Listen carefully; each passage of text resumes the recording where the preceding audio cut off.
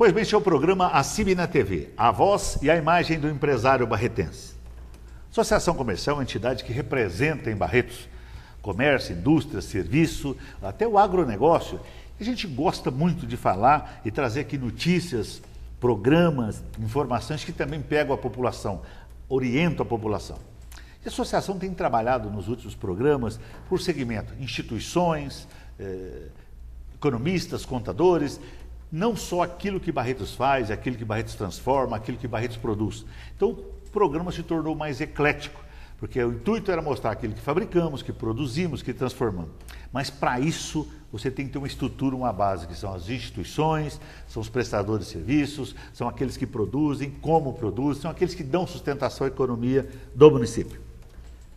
Programa nosso, nós vamos gravar alguns programas com uma orientação mais para os empresários e direcionado também para a população. Quando a gente cita a população, porque ela é o esteio, é ela que é a base de gerar qualquer tipo de negócio, tanto da indústria, do comércio, do serviço, que é ela que, sabe, que é o motor, que é o consumo, ela que busca isso e faz com que produzimos, faz com que compramos, com que vendemos e assim sucessivamente. Isso teve uma reclusão, tanto no consumo, a economia, o país teve problema. Eu costumo dizer que o país sempre teve crises. Eu lembro que eu tinha o meu amigo Isidoro, conhecido Isidoro da Imperial, tinha na mesa dele, olha, cada período nós temos uma crise. Então nós tivemos uma crise de 32 da guerra, nós tivemos a crise de 40 pós-guerra, depois em 50, tudo escrito num folheto, nós tivemos a crise do café na década de 50, onde queimou-se o café. Na época de 60 nós tivemos problemas, 70 nós tivemos uma crise do petróleo, 90 crise da laranja, e essas são crises. Mas ocorre que eram crises direcionadas para um setor. Mas de 2014, 15, 16 e 17 nós entramos num bloco de crise, uma crise acentuada. Nós tivemos crise de energia, crise de tempo, nós tivemos crise da água, nós tivemos crise da corrupção, crise política, crise financeira, tudo de uma situação só. Isso, logicamente, abateu não só as empresas, a indústria, o comércio, o agronegócio, a população em si. Houve uma retração. E a associação, como trabalha, representa esse segmento, tem sentido muito, tem até buscado informações, sabe, sustentabilidade, orientação, algumas perspectivas, até acalento para essas pessoas, para esses segmentos, para que sigam em frente. E sempre dizendo, vamos usar esse espaço para inovação. Então a gente pedia para as empresas, olha, planeje melhor, replaneje, sabe? E vai indo assim. Tivemos sorte, 2017, que o agronegócio deu o ar da graça, salvou a situação, mas nós temos, como entidade, uma perspectiva para 2018. Taxa de juros está lá embaixo, o PIB o ano passado negativo, tem uma perspectiva de positivo. Então, a associação comercial precisa passar isto.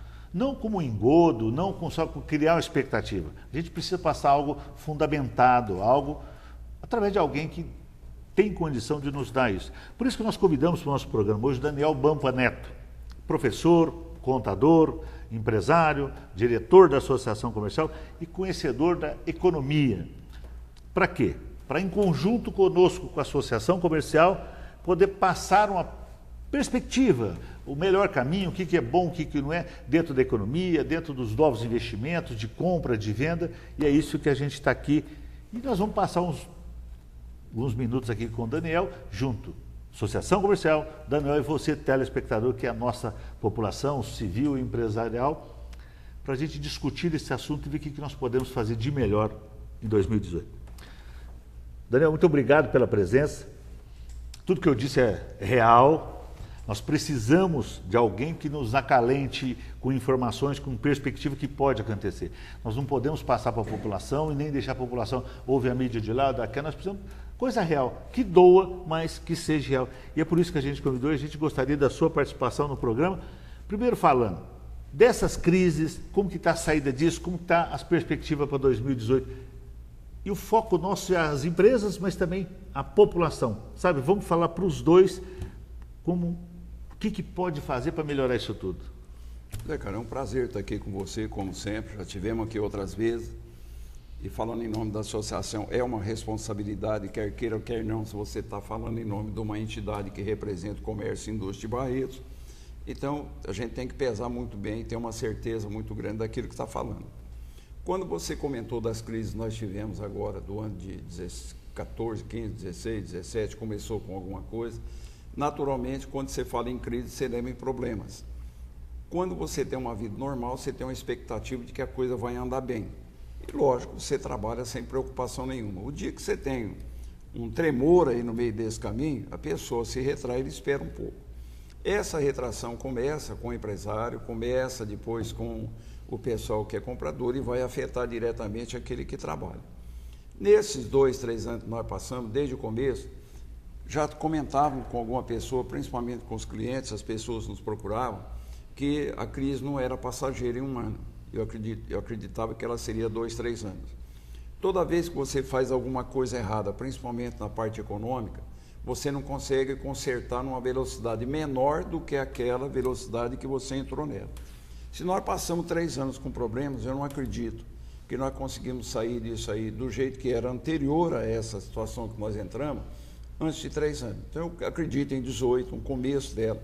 Nós já tivemos algumas citações de investimento, de queda de dólar, de redução de juros, de uma tentativa de desonerar a folha, uma tentativa de o governo resolver o orçamento dele. São tentativas que vai depender da decisão política que nós estamos sujeitos. Entretanto, se a gente analisar todo o problema que nós tivemos agora, que foi mais ou menos político, mais ou menos não, foi político, nós tivemos acentuado no começo desse período uma preocupação, uma retração muito grande. E gozado, interessante que a partir do ano passado, a impressão que tem que o empresário esperou um pouco aquela crise, ou aguardava o que acontecia, como a coisa não resolvia direto, ele começou a tomar as iniciativas dele. Se você verificar, houve retomada de crescimento em uma série de setores, começaram a voltar alguns empregos, muitos informais, mas voltaram. Quando tem o problema das empresas terem dificuldades, lógico que ela tem que cortar a despesa para não fechar. Não adianta ela querer salvar, todo mundo trabalha com ela, porque ela fecha também. Então ela vai minguar de uma vez. E aquilo que você comentou tem uma absoluta razão do que você está falando.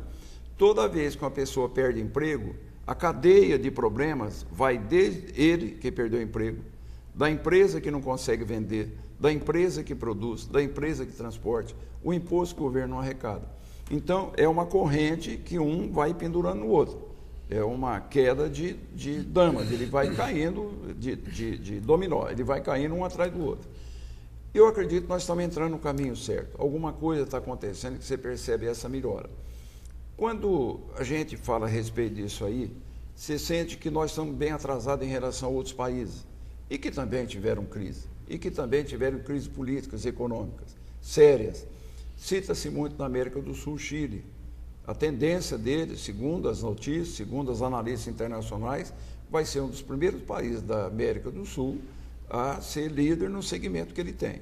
Brasil e Argentina, que estiveram na frente dele há muito tempo, estão perdendo essa condição. A Argentina por uma crise política e nós também, acabamos chegando nisso aí. Então, quando você me questiona que se nós estamos saindo da crise, eu acredito que sim. Vai demorar? Eu acho que vai demorar. Não espera para 2019 tudo bonitinho. Tem alguém que joga uma perspectiva para a gente lá para 2020, 2021. Se chegar até lá, para mim não é surpresa, não. Bom, quando alguém está ouvindo isso aí, ou seja ele empresário, seja ele empregado, eu estou perdido até lá, o que eu faço? Cada um tem que tentar resolver o seu problema, dado o problema que surge em cada época. Quando eu tenho um rendimento que dá para eu fazer determinadas coisas, eu vou fazer. Quando eu perder esse rendimento, eu tenho que reorganizar a minha vida. O que é que eu estou fazendo que eu poderia deixar de fazer, que eu vou continuar vivendo? Esse é o primeiro aspecto. Segundo aspecto, nós estamos tendo uma mudança no conhecimento, na informática, na melhoria das coisas que nós temos, que está afetando muita gente. Domingo saiu uma reportagem na Folha, que no ano 2030 nós vamos ter 6 milhões de empregos descartados, por causa da automação. O primeiro da lista que vai cair fora chama-se escritórios.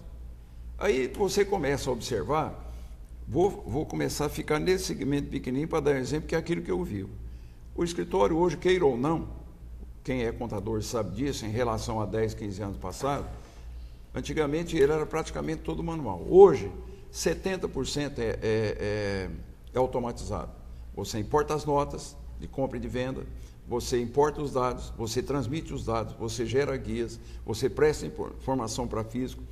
Quem lida nessa área sabe disso. Não existem mais livros de entrada, não existe mais livro de saída, não existe mais livro diários em papel. Ele é todo digital. E uma coisa que a gente observa, nós trabalhamos em escola, passamos uma época muito grande com aluno, que era diferente do que é hoje. Existe uma quantidade muito grande de empregos, de possibilidade de trabalho, mas nós temos uma quantidade muito maior da população que não se prepara para isso. Quando a gente pega os currículos das pessoas que pedem emprego, eles não têm nada. Então, vale a pena colocar para quem é jovem, para quem está iniciando, mesmo quem tem uma certa idade, tem que estudar. Mas não é aquele estudo de eu entrar na escola para passar de ano, tirar nota e ter um diploma. Não é esse. Eu tenho que estudar para aprender e colocar isso na prática. Tem uma outra publicação falando a respeito. Nós temos uma quantidade muito grande de oportunidade de emprego para uma camada da população cujo salário inicial é 20 a 30 mil reais. Mas é para quem tem PhD, para quem tem pós-graduação, para quem é doutor no assunto. Então, estudar hoje é ter um foco do que eu vou querer fazer e eu tenho que ter certeza de que aquilo que eu estou fazendo, eu sou bom naquilo. O Brasil exporta uma quantidade muito grande de cientistas, de estudiosos, de médicos, etc. E os países mais ricos, principalmente os Estados Unidos, ele pega aquilo que nós gastamos para formar a pessoa e na hora de devolver o conhecimento dele para o país, ele vai devolver lá, porque paga melhor, tem mais estabilidade, nível de vida, etc. Então, nós somos um país em condições difíceis? Eu acho que não. Nós somos um país que nós temos uma população que não se prepara muito para isso. Lógico, quando eu coloco é relativo, não vou dizer que é 100%, mas nós temos uma porcentagem muito grande para isso aí. Então, nós vivemos realmente num país com oportunidades, muitas vezes nós não enxergamos essa oportunidade, eu não me preparo para acionar essa oportunidade para eu poder viver bem. Eu posso dizer, dentro do trabalho que eu faço, é a ligação com as empresas. Todos aqueles que leem, que estudam, mesmo depois de formado, continuam fazendo curso, ele não perde emprego de jeito nenhum, nem no escritório, nem nas firmas que trabalham conosco. Aquele que ficou para trás, que acomodou, que não quer perceber que o mundo mudou, ele vai perder o trabalho dele, ele vai deixar de ter renda. Ele vai viver de subemprego. Desculpe, eu vou jogar lá embaixo. De colheita de cana manual que está acabando, de colheita de café manual que está acabando, de colheita manual de laranja que está acabando, de colheita de milho que está acabando, já acabou há muito tempo. Então, se você perceber essa automação que nós estamos dizendo, ela não é num segmento só, é todo. O que eu tenho que fazer? Entender de automação e estudar a respeito. Eu vou estar de acordo com o nosso país. Então, a mão de obra barata é aquela que penaliza demais da conta quem recebe. E está na escala lá embaixo. Então, uma colocação que eu acredito que eu devo fazer é o seguinte: cuidado para não ficar nessa situação. Fuja dela, procure escola, procura curso. Hoje nós temos em Barretos uma série de oportunidades de estudo para você aperfeiçoar aquilo que você sabia. Quando você tiver uma camada da população muito bem preparada, eu vou melhorar o índice de emprego, vou melhorar a renda, vou melhorar o supermercado, vou melhorar as lojas, vou melhorar a venda de carro, vou melhorar os postos de gasolina, as pizzarias, os barzinhos, as cervejas, seja o que for, porque ele tem com que gastar e ele pode gastar com isso. Então, quando nós estamos falando em crise, vivemos uma crise política e afetou a econômica. Nós, se Deus quiser, nós vamos passar na crise política logo. Esse ano é ano de eleição. E antes de mais nada, lembrar para todo mundo, nós temos um ano difícil. Nós praticamente paramos dia 24, por conta da julgamento do Lula. Nós vamos parar por conta da Copa do Mundo. Nós vamos parar por conta da eleição. Então, você pega o ano de 2018, o empresário deve estar arrancando os cabelos. Entendeu?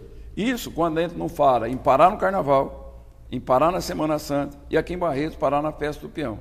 Se você somar esses dias aí, você vai verificar o quanto de hora que nós não produzimos. Nós vamos perder. Então, são algumas coisas que eu acho que vale a pena a gente lembrar nesse começo desse programa. Não sei se a intenção sua é essa, mas é uma lembrança que eu coloco para todo mundo que gira em torno da gente por alguma coisa. Possibilidade de melhorar tem, oportunidade tem, só que eu tenho que me preparar para poder abraçar essas oportunidades. Entendeu? Nós vamos para o intervalo, eu segurei, porque é exatamente isso. Eu estava me vendo, ontem eu fiz uma reunião à noite, e eu estava assim, ouvindo você dizer, e falando, mas eu disse isso ontem. Hein? Eu falava assim, mas eu disse isso ontem para alguém. Você? Tipo, assim, não... Você não precisa de mim hoje. Eu disse ontem assim, tinha duas filhas minhas, duas amigas, sabe, são profissionais, e que estavam lá, eu falei assim, verticaliza, estuda e seja bom naquilo que você escolheu, porque não adianta. Você pega na cidade, tem uns advogados, tem uns diferentes, esses é porque estudaram, esse é porque focaram. Então eu estava me lembrando isso, sabe assim, de forma diferente eu disse exatamente isso. Isso, eu vou fazer algumas perguntas para você com relação às empresas, nessa linha, sabe, dos empresários, agora nessa linha que você colocou nesse bloco. Mas nós vamos para o intervalo, eu volto já com Daniel Bampa. Pois bem, este é o programa A CIB na TV, a voz e a imagem do empresário barretense. Então vamos para o intervalo e nós voltamos já.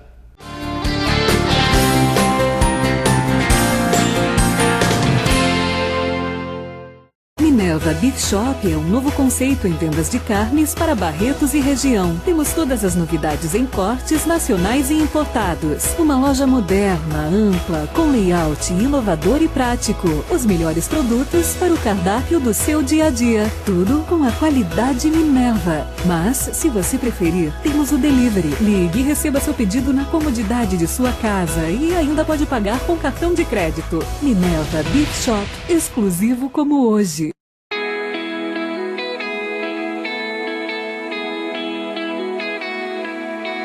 Acredite!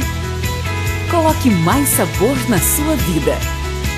Guaraná Poti é mais sabor.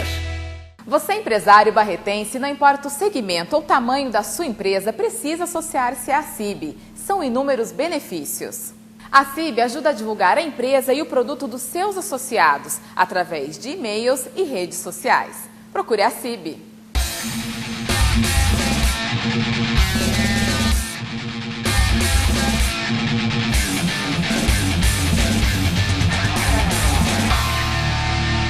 Roller, questão de atitude.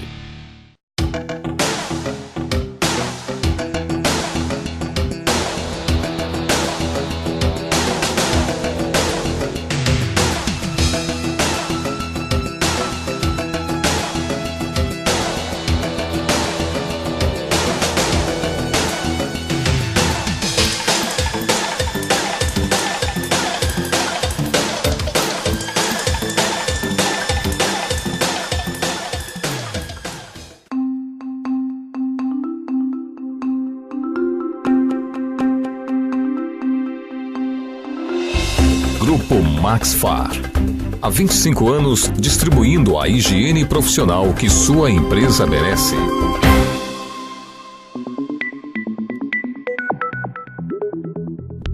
J. Faria.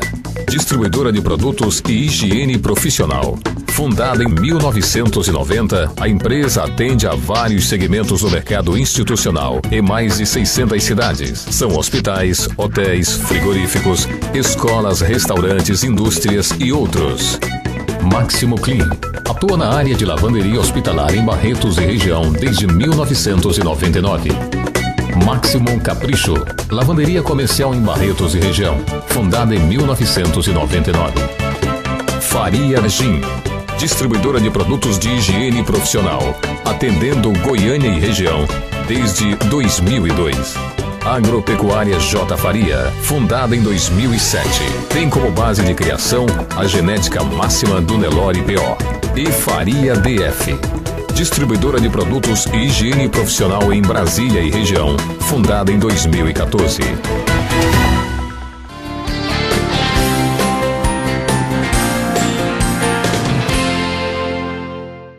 Pois bem, voltamos então com o programa A CIB na TV, a voz e a imagem do empresário barretense. Hoje estou recebendo aqui o professor, contador, empresário, diretor da Associação Comercial, Daniel Bampa Neto. Primeiro bloco, lógico, foi aquilo, era o propósito do nosso programa, que é mostrar para os empresários, para a população, os reflexos dessa mudança e, logicamente, um apoio de quem conhece tecnicamente, quem tem um network, quem estuda, quem analisa para passo, para passar para vocês, foi muito bem passado. Primeiro bloco, Daniel, falou em mudança rápida da digitalização, da informatização. Eu queria falar para você, hoje o mundo está desse tamanhozinho, é muito pequenininho. Tá? Há tempos atrás, você falava para os Estados Unidos, você preparava um ano para ir para os Estados Unidos. Hoje você prepara numa semana, você vai para os Estados Unidos. Hoje você fala, eu estou falando para você do programa, nosso programa fica na internet, eu tenho amigos e pessoas do outro lado do mundo que assistem o programa pelo site e depois dizem, olha que beleza, sabe? Então, é muito pequeno. Mas as coisas estão mudando, Daniel, muito rápido. Muito rápido, mas muito... Eu fiz curso de telex. Não tem mais. Sabe, não tem mais. Você falou do fax. Tá? Hoje não tem dinheiro mais. Raríssima pessoa que tem o dinheiro no bolso. Hoje é o cartão de crédito. O país hoje, mais de 90% usa talão. Barreto ainda usa 62, 63. Acabou o carnê, acabou aquele contato humano. Vai ficar meio longe. A assinatura hoje é digital. E assim sucessivamente. Mas isso tudo, Daniel, você cobrou o aculturamento, falou até de outros países. Falar de alguns países da Europa, você que conhece a Itália, gastou um tênis uma vez, você me contou, andando lá. Você gastou um tênis andando, você passou pela Europa. A minha preocupação é que a gente vê, Daniel, o povo brasileiro, rapaz, eu tento orientar meu vizinho, sabe, os funcionários dali, o daqui, o dali, que não é bem assim. Você entendeu? Eu não quero falar nada dos cabeleireiros, mas a pessoa ganhou o compromisso, a pessoa ganha R$ 1.500, ela gasta 300 conto para fazer um cabelo. Sabe assim, cara, meio fora de... Você comentou, gente, vamos entrar no padrão. Nessas épocas de crise, a gente começou a customizar. Só vamos reformar a garagem, vamos reformar o carro, não vamos entrar no carro novo, vamos costurar a calça. Não é isso. Agora, o povo brasileiro, a miscigenação de raças, o Brasil recebeu o americano, o europeu, os latinos. Como que a gente faz com esse povo? Que exatamente isso tem que focar no teu negócio para a gente ter os melhores. E já temos, mas assim como a gente... Ontem você viu na televisão os matemáticos, os brasileiros matemáticos, estavam para os Estados Unidos, foi top, a equipe de matemática, as formas, são estudiosos, matemáticos brasileiros dando show lá fora. Cientista da área das ciências lá fora. Mas como que você põe isso para o povo fazer isso, para se programar, para que em 2018 a gente consiga sair dessa crise, acelerar para que entre 2021 para 2020 e que em 2019 nós teremos em paz e comendo e bebendo bem, andando no carro bom. Entendeu? Entendi. Eu quero que você passe para o povo. Quando você está colocando um matemático, um cientista foi para lá, como é que eles foram na escola? Como é que eles foram orientar para ser os melhores? Por que passaram a ser os escolhidos? Por outro lado, quando você pega esse exame aí que tem de seleção de aluno para entrar na escola, quantos mil entregaram a declaração de redação em branco? Ixi, é muito. Então significa que, de uma certa forma, uma quantidade muito grande de pessoas não se preparou para isso. Dizem, eu concordo, que aquilo que nós comentamos no quadro anterior, que nós temos muitas oportunidades para os preparados. Nós temos um país que tem sírio, que tem italiano, que tem espanhol, que tem português, que tem japonês, que tem chinês, que tem coreano, enfim, tem africano, tem tudo quanto é jeito. Então nós somos um país que queira que não, uma diversidade muito grande. Tem gente que acha que isso é ruim. Eu não vejo. O dia que você tem diversas áreas com costume diferente, eu tenho mais oportunidade de atender cada um dos segmentos, criando o meu próprio negócio.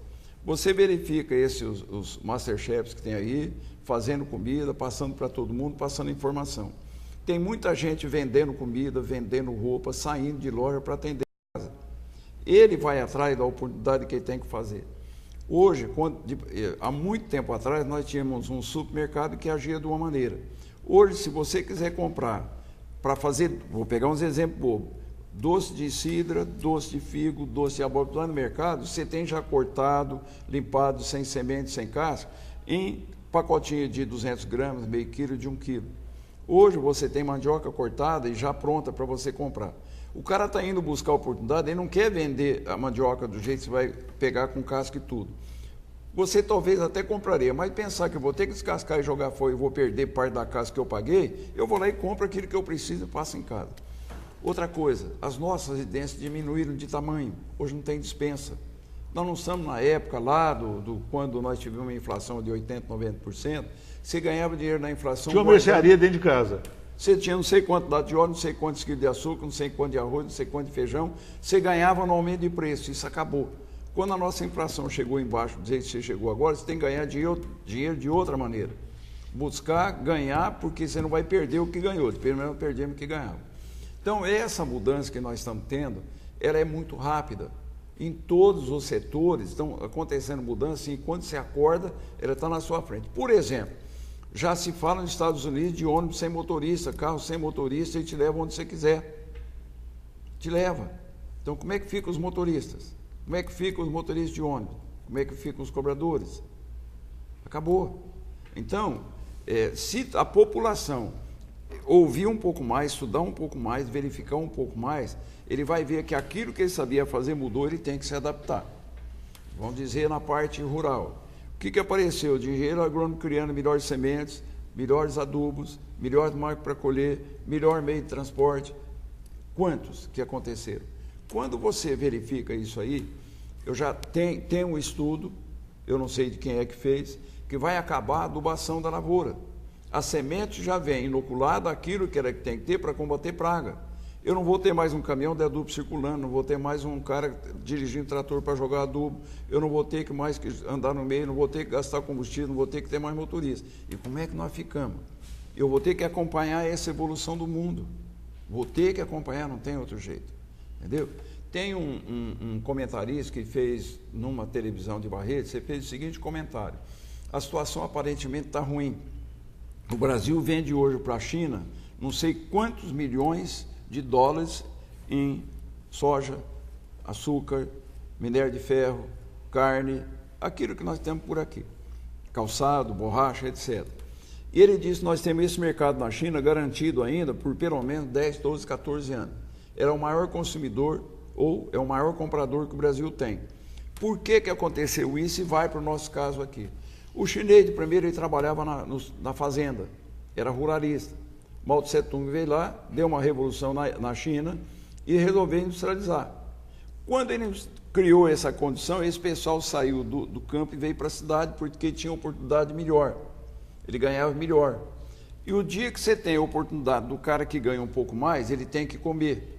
Se ele tem que comer e tem dinheiro, ele quer comer melhor. Ele quer a melhor carne, quer a melhor soja, quer o melhor arroz. Isso é próprio do ser humano, eu vou buscar aquilo que é melhor. E esses 10 a 12, a 15 anos que a China está tendo, quem vem na cola dela e que nesses 10, 15 anos vai ultrapassar a China, chama-se Índia. Também é um país pobre, também é um país grande, população exagerada de grande e precisa comer. E a China e a Índia têm crescido. Um outro exemplo que nós temos muito próximo aqui, chama-se Coreia, principalmente a do Sul. A questão de 20 anos atrás, nós estamos bem atrás dela. Aliás, nós estamos bem na frente dela. Hoje, nós estamos muito bem atrás dela. Ela investiu pesadamente em educação, em tecnologia e informação. E a população, de uma certa forma incentivada pelo governo, possibilitou isso. Então, se você perceber, vamos voltar lá atrás, na época de 1888, com a abolição da escravatura, coincidência ou não, vieram os italianos, vieram os japoneses, para substituir indiretamente a mão de obra escrava que o Brasil tinha. Se você comparar a renda per capita que o Brasil tinha na época do Império com escravo, era uma coisa. Quando vieram o pessoal livre, o italiano e o japonês trabalharam aqui, trabalharam também em regime de semi-escravidão, de uma certa forma, eles tinham rendimento e passaram a investir o rendimento aqui. Se você comparar as duas épocas, é completamente diferente uma da outra. O pessoal que tinha um pouco de cabeça, um pouco de tecnologia, um pouco de informação, um pouco de educação, inclusive familiar. O italiano tinha bastante filho e fazia todo mundo trabalhar. Se não trabalha, não come. O japonês, você conhece a linha dele. Conheço. Trabalha, não come, tá? Então, nós tivemos a sorte de vir um pessoal desse para cá. Você mudou a economia do país, você mudou a população, você mudou os nossos hábitos alimentares, nós mudamos a arquitetura, nós mudamos arte, nós mudamos cultura, nós mudamos meio de comunicação, de informação. Então você percebe que um fator aparentemente bobo muda radicalmente a história de um país. Então, do ciclo do café, que aparentemente acabaria com a abolição da escravatura, nós tivemos um outro período, pelo contrário, ele nunca cresceu tanto. Exemplo, qual a maior cidade da América Latina que nós temos hoje? São Paulo. O que era São Paulo no período de 1888 e que foi São Paulo 100 anos depois? Virou a maior metrópole da América. Então, são coisas que acontecem, são situações, são acontecimentos que, sem querer, você dá uma virada na coisa que assusta. Vou pegar um exemplo mais próximo nosso aqui. Vamos falar de Barretos. Por que a festa do peão chegou do jeito que ela chegou? Era para ser isso. Os independentes fez a primeira festa para angariar fundo, para distribuir cesta básica para os pobres no Natal. E pronto. De repente deu certo. Antes dos independentes fazer, por volta de 1948, 49, eu posso estar errando a data, os mais antigos vão me informar a respeito, Mário Vieira Marcondes fez o primeiro rodeio e eu assisti lá no recinto, de pau a pique. Não virou. De repente aparece um monte de doido aí, tipo dos independentes, para um negócio diferente e vira a festa que virou hoje. Vamos pegar o Caribe Ziara. Ele tinha, o pai dele que tinha tecido joia. Vê um cara aqui que resolve inovar alguma coisa, viu o que aconteceu. Nós tínhamos o Hospital São Judas aqui, que era desse tamanhozinho, está para fechar. Aparece um outro doidão aí, Henrique Prata, e cria uma fundação, virou o que virou. Você tinha o Edivar, foi bancário junto com você. Foi. Resolveu pegar o Minerva antigo e transformou o Minerva de hoje. Virou o que virou. Então nós temos assim, aqui, por iniciativa de algumas pessoas, de algumas oportunidades, que se nós tirarmos essa empresa da atividade comercial da cidade, eu não sei o que vira Barretos. Nós temos aqui 4 ou 5 grandes empresas que é a representação da parte econômica nossa. Então, são situações que acontecem meio por acaso, mas quando acontece, ela provoca um rebuliço tão grande, uma evolução tão grande, que faz Barretos que virar o que virou. Entendeu? Então, eu vejo desse jeito. De tudo isso, nós estamos falando de raça, de mudança, de época, e eu acredito que vão aparecer outros líderes e outros segmentos que vão ou substituir esses aí ou vão dar sequência neles. E vou comentar, insistir nesse aspecto. Nós vamos passar por essa crise, vão aparecer oportunidades, tem muita gente que não vão se preparar para elas, vão perder o bondinho que vai passar na frente, outros que vão acordar para elas vão passar na frente. Você estava comentando entre nós aqui, e eu também tenho muito disso. Eu tive uns colegas que lá atrás, eu era pé de chinelo perto deles, era.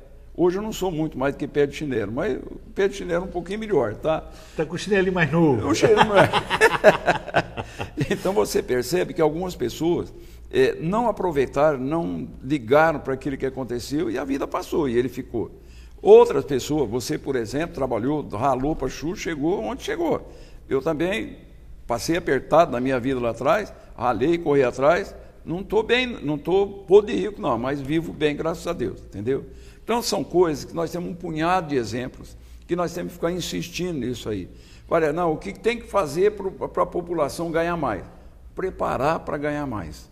E você falando em preparada, né, eu quero aproveitar o programa para dizer o seguinte, oportunidade em Barretos é diferente de outros centros grandes. Então, nós temos aqui a Unifeb, que tem 26 cursos de graduação. Depois ele tem mais faculdades de licenciatura. Então, aí você soma. Faculdade Barretos, tem mais de 10 graduações. Aí você pega o Instituto gratuito, Instituto Federal. Tem uma faculdade lá com 10 licenciaturas e cursos técnicos. Agora com a faculdade de agronegócio, agropecuária. Faculdade grátis. Aí você pega Liceutec, ISEB, e você vai falando nessa situação. Então, Daniel, a população precisa entender isso. Nós temos um SENAC aqui que trabalha com curso. Nós temos um SEBRAE à disposição. Associação Comercial, já vou te avisar, nós já temos programados curso, workshop, treinamento para vários segmentos, até novembro programado. Então, a população precisa utilizar isso. Quando a gente fala vamos falar de etnia, de raça, eu vejo, por exemplo, eu concordo com você, tal, aquela coisa toda, mas tem um diferencial sim, Daniel. Você vai para o sul, é totalmente diferente. É cultura. É outra coisa. Aí você chega... porque eu entendo, olha o mapa do Brasil, olha só, eu acho que o diferencial está no sul. os descendentes dos europeus, italianos, alemães, aquelas coisas todas. Aí você chega na Bahia, é outra coisa, é outro estilo, é outra migração. Agora, me fala qual outro estado que tem migração direta. Eu conheço a Bahia, você entendeu? Que está ali, que chegou, aquelas coisas tudo, e o sul ali, Porto Alegre, Santa Catarina e um pedaço do Paraná. O resto foi uma soma de todos. Então, a gente precisa, sabe assim, mostrar para a pessoa, gente, vamos, você tem que copiar sabe, o europeu, você sabe disso, você é descendente de europeu. Por exemplo, eu estive na Espanha, fomos fazer um trabalho no Sebrae de lá, Associação Comercial, foi eu e foi o Sávio. Visitamos o Sebrae, que eu nem, sabe, lá visitamos os negócios lá. E o programa não dá para explicar isso. Mas você sabe o que a Espanha quer do Brasil, Danilo? Ele queria importar peixe de água doce, ele queria importar produtos de borracha, ele queria importar móveis. E nós tínhamos trabalhado a região, queria pedras semi-preciosas, aí ele vira e fala para nós assim, só que eu quero tudo. Você falou da China, da soja, só para dar um... Você pode me mandar móveis, Olímpia tem fábrica, fomos lá, só que eu quero sim. Você traz a gaveta para mim, desmontada, eu vou agregar a mão de obra no meu munícipe, no meu cidadão, ele vai ter que ganhar em cima do teu. Então, agora você manda pronto para a China. China, então, importa tudo, recebe tudo sem agregar valor. Então, vem produto de lá. Nesse intercâmbio, está indo para a China soja in natura. Quer dizer, você tem que cobrar, a hora que volta dele, alguma coisa para a gente agregar. Por isso que você, sabe, a gente tem que valorizar o nosso produto, né? Sabe assim? Tem que receber aquilo, olha, eu te faço isso, mas vamos agregar valor. Sabe por quê? Senão ele recebe inteiro o bolo. Então tem que, a mão de obra brasileira tem que ter especialização. Porque já que a gente está mudando tudo para o digital, tudo para a informática, o brasileiro precisa, o povo precisa, o barreteiro, especializar para a hora que a gente precisar agregar valor, ter alguém treinado. Está preparado para isso. Então é isso, sabe, que eu acho que da população tem. Eu acho que a população precisa entender isso e com todos esses centros ser feliz, se não especializar, se não estudar, não vai ter jeito. E gozado que você está dizendo a quantidade de escola que tem aqui, será que todo mundo sabe que tem escola? Está disposto a parar o barzinho em determinada hora da semana e ir lá estudar? Eu percebo isso. E outra coisa, cara, existe uma cultura nossa que estudar é passar pela escola. Não é aprender, não é especializar. Não. Tanto é que se você pegar a pessoa que passa por uma escola e tem um objetivo, é o aluno chato, é aquele que quer saber, é aquele que estuda, é aquele que não, se tiver que colar, ele cola, mas ele vai querer onde é que ele quer chegar. Eu sei, trabalhei na escola há muito tempo, o Zé Renato foi testemunha disso também. Tem aluno e tem aluno. Tem gente que passa junto com os outros e ele tem um diferencial. Tem outros que muitas vezes passa e você nunca mais vai lembrar dele, nem sequer. Então, isso que você está dizendo, eu concordo que tem que ter uma fase que nós estamos vivendo de agregar valor, nós fazermos alguma coisa que fique resultado aqui. Nós temos dar oportunidade de emprego, dar oportunidade de instalação de indústria, de gerar renda e etc. Então, eu não vejo outra maneira. Você está pedindo para a gente vir aqui para falar a respeito de economia e de repente nós estamos falando a respeito de educação. Eu vejo a educação da seguinte maneira: o dia que você tiver educação, você resolve o problema de saúde, você resolve o problema de economia, você resolve o problema de doença, você resolve o problema de segurança. Tudo. Eu vejo como ponto fundamental, pode ser influência daquilo que eu vivi nos 20 anos que eu passei no vocacional, mas foi uma experiência que eu comecei a observar isso. Tem alunos que eu conheci do primeiro ano que eu dei aula, que moravam no frigorífico, não querendo diminuir o frigorífico, de uma simplicidade, não tinha tamanho, acabou sendo o representante do Unibanco na Europa. Criolin, Tadeu, virou. Não dava nada para o moleque, mas era aquele que você falava, ele ia correr atrás. Virou. O frigorífico eu vou... Daniel, se a gente for conversar desse assunto aqui, eu preciso de um programa de 24 Mas só falando do frigorífico, por exemplo, eu tenho 2 irmãos que estão no frigorífico. Um está no JBS, outro está no Marfrig. Os 2 são do frigorífico, começaram no frigorífico, estudaram no frigorífico, você entendeu? E hoje são diretores, cada um diretor das multimarcas. É verdade. Daniel, eu queria fazer uma pergunta, mas já que está acabando o tempo, Os governos nossos, hoje na política, defende a parte muito de assistencialismo. Esse assistencialismo. Antes de eu encerrar o programa, eu só queria que você falasse disso. Como que você vê a situação do brasileiro, da economia, do país, se não tem que mesclar um pouco de assistencialismo, mas um pouco de cobrança, porque muito assistencialismo eu acho que dá aporte, dá espaço para a pessoa espescar quando ele pode trabalhar à tarde. Acomodar. Então, nós temos órgãos assistencialistas, governos assistencialistas, nada contra, mas eu acho que tinha que ser um pouco mais, não sei, eu queria que você falasse para mim assim, mas coisa de um minutinho, para depois você vai encerrar o programa para nós. Eu vejo o seguinte, assistencialismo ele tem que ter, mas não de uma forma exagerada da maneira que é. Se você pegar o que ele recebe de assistencialismo, é muito menor do que o menor salário que nós temos. Se eu dou uma bolsa para a pessoa de 100, 200, 300, 500 reais, não sei se chega a isso, é menor do que os 900 reais de salário. É preferível, quando fala da vara e ensinar a pescar, é o cara ganhar muito mais do que aquilo que ele está recebendo de assistencialismo. Primeira regrinha, ele está produzindo. Segunda regrinha, ele está ajudando a parte econômica.